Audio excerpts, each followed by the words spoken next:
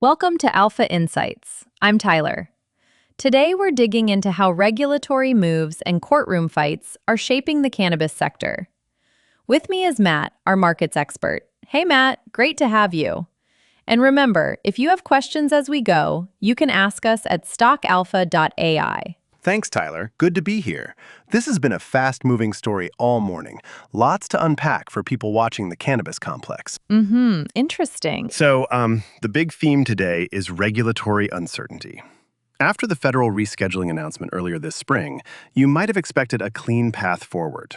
Instead, we've seen litigation pop up and state and international regulators moving on their own, which complicates things. Break that down for us.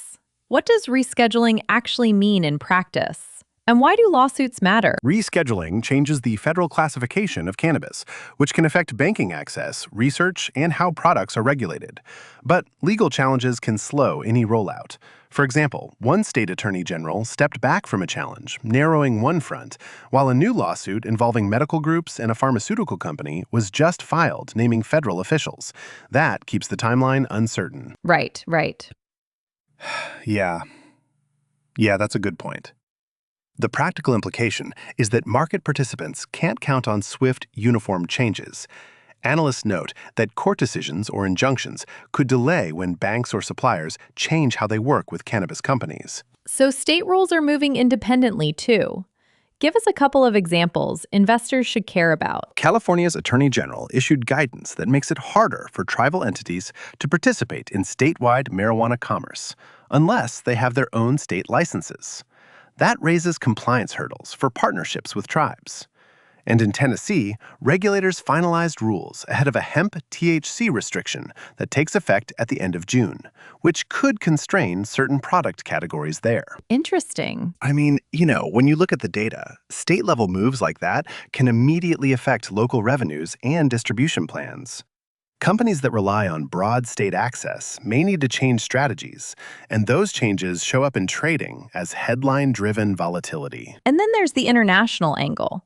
I heard Japan moved on a cannabinoid. What's that about? Japan banned cannabinol, or CBN, after some illness reports tied to the compound. That's a reminder that export markets can close quickly if regulators see safety signals. For firms planning to sell hemp-derived products overseas, this can force fast reformulations or pullbacks from target markets.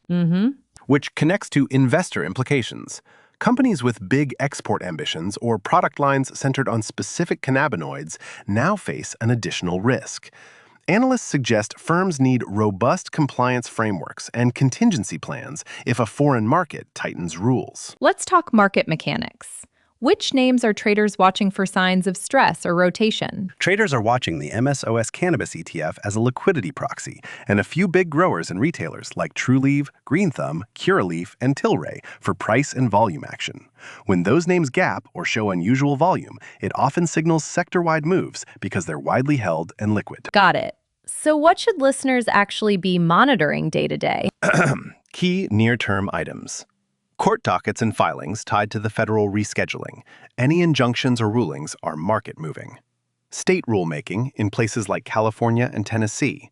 Watch administrative bulletins. And international safety advisories after Japan's move. Other countries could follow. Also track volume and price gaps in the MSOS ETF and those major names I mentioned for sentiment clues. Quick reactions. Legally heavy. But anything tactical investors can do without it being personalized advice? Analysts note keeping positions small and monitoring headlines closely. Data suggests volatility will stay elevated while this legal tug-of-war plays out. And importantly, don't treat rescheduling as a single switch. It's a process with many moving parts. Honestly, I was a bit surprised by how quickly the international angle reappeared. Companies that assumed global demand would be a growth driver now need to prove their compliance programs are airtight. Before we wrap, a quick one. Any final framing for listeners? Keep watching legal timelines and state rule changes. Headline risk will likely keep swings in the sector. Use liquidity and volume in the big ETF and large cap names as early signals of sentiment shifts. And remember, analysts say these are informational signs, not one-size-fits-all advice. Great. Quick recap for listeners. Key takeaway 1. Federal rescheduling helped momentum, but multiple lawsuits mean the timeline is uncertain. Key takeaway 2. State rules and international bans can negate federal progress in specific markets. Key takeaway 3. Watch liquidity in the MSOS ETF and major names for signs of sector stress or rotation. Perfect. And a reminder, this episode is for informational purposes only and not personalized investment advice. If you have questions about anything we discussed today, you can ask us directly at stockalpha.ai. We answer listener questions live. And for more market insights, head over to stockalpha.ai. Thanks for listening, Matt. Thanks, Tyler. Talk soon.